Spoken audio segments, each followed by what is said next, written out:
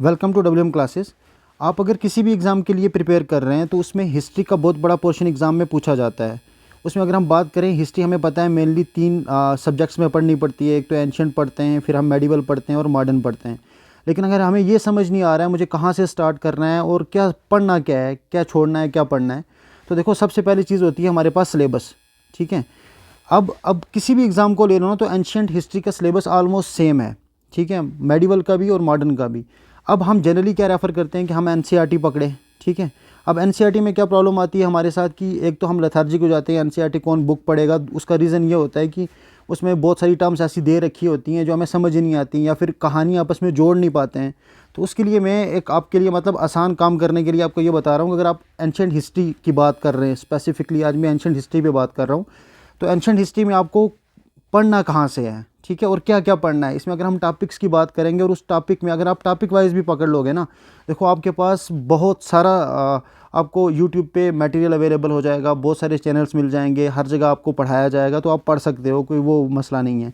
अब आपको करना क्या है, मैं आपको क्या बताना चाह रहा था कि आप टॉपिक वाइज अगर पढ़ना चाहो तो वैसे भी पढ़ सकते हो, अगर बुक पकड़ना चाहो बुक भी पकड़ सकते हो। लेकिन मेरी राय ये है कि आप एक बार पहले सिलेबस देख लो कि आपको पढ़ना क्या है और क्या नहीं पढ़ना है, और कौन से टॉपिक में क्या चीज़ पढ़नी है। देखो इसमें क्रोनोलॉजी जो है ना वो बहुत ज़्यादा इंपॉर्टेंट हो जाती है हिस्ट्री को लेके, क्योंकि हिस्ट्री खुद में क्या बोल रही है कि कहानी है। तो कहानी जब तक आपको बीच का एक पार्ट भी अगर मिस हो जाएगा ना तो आपको समझ ही नहीं आएगी ये किसके साथ जुड़ रहा है उसके बाद जाके। तो अब बात करते हैं एंशिएंट हिस्ट्री में आपको पढ़ना क्या क्या है। पहली बात देखें, अगर हम प्री हिस्ट्री की बात करते हैं तो पहला टॉपिक जो आपने पकड़ना है वो प्री हिस्ट्री पकड़ना है। प्री हिस्ट्री मतलब stone age, Indian stone age की बात करेंगे। उसमें आपको पता होना चाहिए पैलियोलिथिक में, मेसोलिथिक में और नियोलिथिक में। अगर कुछ समझ नहीं आ रहा है कम से कम इनकी साइट्स जाके देख लो। ठीक है, जैसे अगर मैं पैलियोलिथिक की बात करूँ तो इसमें आप सोहन वैली देख सकते हो, इसमें आप बेलन वैली देख सकते हो। उसके बाद आप इसमें आता है इस्मापुर। ठीक है, ये कर्नाटका में है, ये मिर्ज़ापुर में और ये पाकिस्तान में।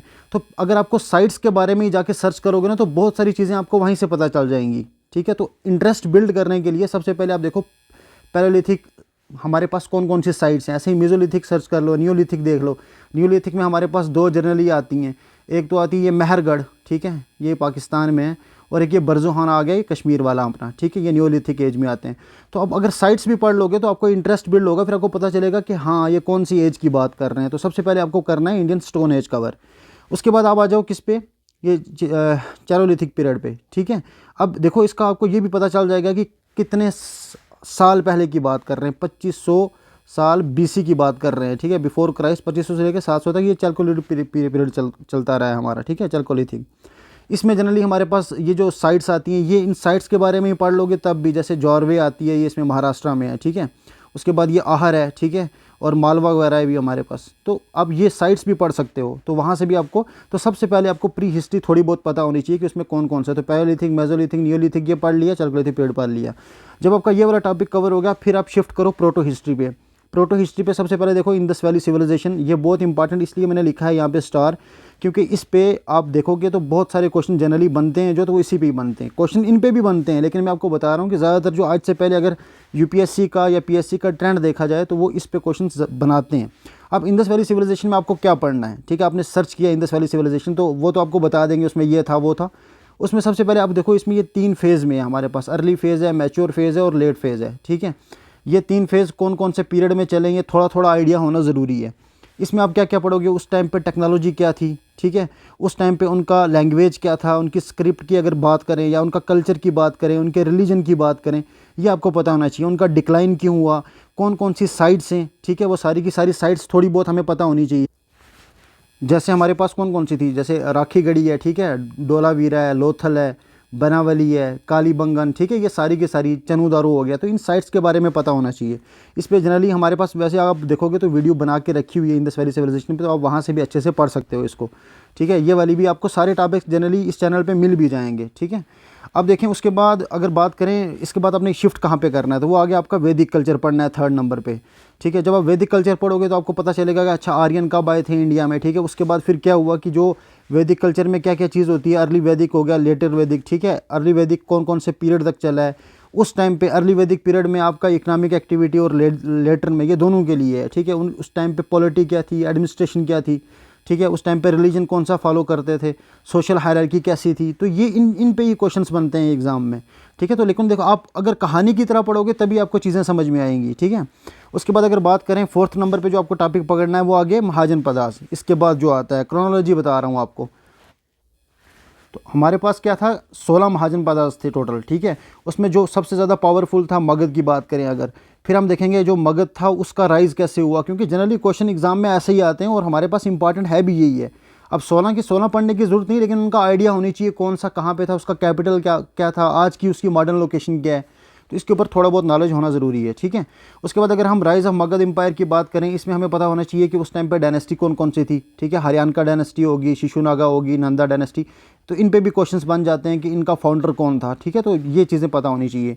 उसके बाद बात करें हमें बीच में, आप देखो उस टाइम पे फॉरेन इन्वेजन भी होगी, इसके बाद किसके बाद, महाजन पदार्थ के बाद ना फर्स्ट फॉरेन इन्वेजन हुई थी इंडिया में। अब देखो ग्रीक और पर्शियंस आपस में लड़ रहे थे, ठीक है, तो वहाँ से फिर पर्शिया से इंडिया में आया था डेरियस। तो ये हम इसके बारे में पढ़ सकते हैं कि वो जब आया कौन सा यहाँ पे राजा था, उसने क्या किया, तो ये थोड़ा बहुत फर्स्ट फॉरेन इन्वेजन के बारे में आपको पता होना चाहिए। अलेक्जेंडर जब आया था तो वो भी इसी टाइम में, तो आपको फर्स्ट फॉरेन इन्वेजन में जनरली ये 2 चीज़ें पढ़नी है, ठीक है। उसके बाद हम बात करते हैं Mauryan dynasty, very very important for every exam.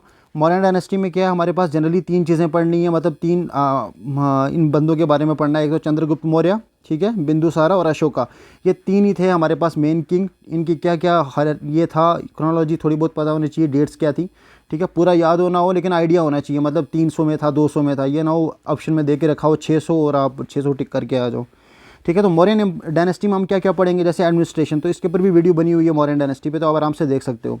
अब एडमिनिस्ट्रेशन में हमारे पास क्या क्या है, मतलब उस टाइम पे जो एडमिनिस्ट्रेशन पे जनरली जो क्वेश्चन बनते हैं एग्जाम में वो इसी पे बनते हैं, डी स्क्वायर के स्क्वायर जैम पे। मतलब डी का मतलब हो गया ये उस टाइम बोलते थे दुर्गा। दुर्गा का क्या मतलब, जो उनका फोर्टिफाइड कैपिटल होता था उसको दुर्गा का नाम दे के रखा था, फोर्टिफाइड कैपिटल को, ठीक है, उसको दुर्गा बोलते थे। ऐसे ही डंडा, ये डंडा का क्या मतलब, इसका मतलब था जस्टिस, ठीक है। ऐसे ही कोशा था एक, कोशा का कि उनकी ट्रेजरी, ठीक है। फिर किंग तो आपको पता ही है किंग किसको बोलते हैं। उसके बाद आता है हमारे पास यहाँ पे ये जनपदा। जनपदा किसको बोलते थे, इसमें हमारे पास 5 प्रोविंस थे, तो वो प्रोविंस का थोड़ा बहुत पता होना चाहिए, जैसे टक्षला, ठीक है, टक्षला था, तोसिला था, एक उज्जैन था, ठीक है, ये हमारे पास 5 थे इसमें, ये जनपदास, तो वो पता होना चाहिए। उसके बाद अमत्या करके था। अमत्या का मतलब होता था कि मतलब जिसमें इनके हायर ऑफिशियल्स जो है ना, मतलब वो हेड करते थे वेरियस डिपार्टमेंट्स को, तो उसका नाम दे के रखा था उस डिपार्टमेंट का अमत्या। मित्रा का मतलब था आलाई, के मतलब हमारे कौन से दोस्त कौन कौन से, तो ये इसके एडमिनिस्ट्रेशन में मेन मैं आपको एग्जाम्पल के तौर पर बता रहा हूँ, हर किसी में आपको एडमिनिस्ट्रेशन ऐसे ही देखने को मिलेगी। उसके बाद हम बात करते हैं इसी में, फिर जब मौर्यन डायनेस्टी पड़ी तो लास्ट मौर्यन रूलर हमारा जो था वो था बृहद्रथ, ठीक है, बृहद्रथ, ठीक है, मैं प्रोनाउंसिएशन में थोड़ा कमज़ोर हूँ।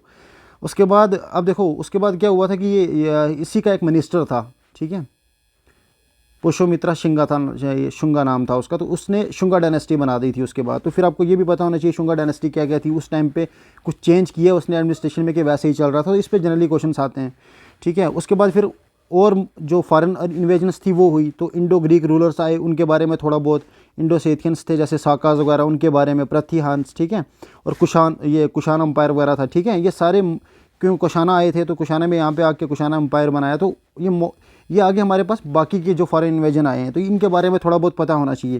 जैसे बुद्धिज़्म जैनिज़्म का वो जनरली हम पढ़ते हैं क्योंकि ज़्यादातर इंपॉर्टेंट रहता है आर्ट एंड कल्चर में, तो वो वहाँ पे कवर कर सकते हैं। उसके बाद आ गया हमारे साउथ इंडियन किंगडम्स, तो इनके बारे में पता होना चाहिए। मैं आपको क्रोनोलॉजी बता रहा हूँ, आपको करना क्या क्या था, आपको यहाँ तक समझ आ रहा होगा।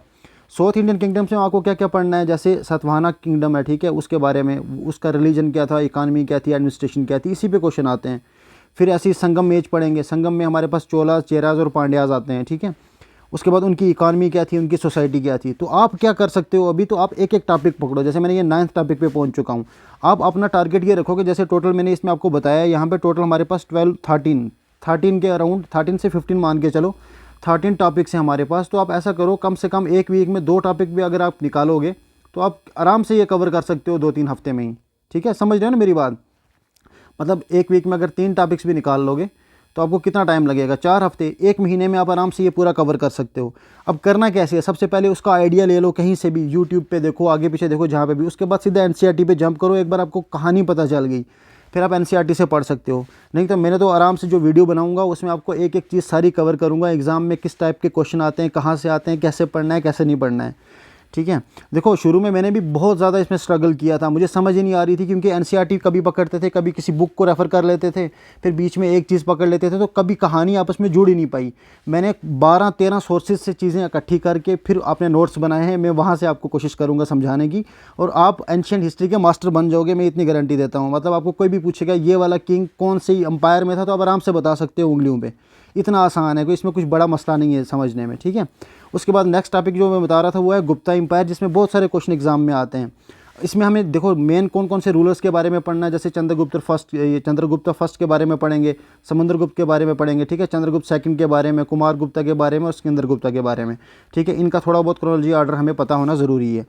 फिर उसके बाद बात आ जाती है कि गुप्ता एम्पायर, देखो हमारे पास दो मेन एम्पायर थे उस एंशिएंट हिस्ट्री में, अगर बात करें गुप्ता एम्पायर था, दूसरा मौर्यन एम्पायर था।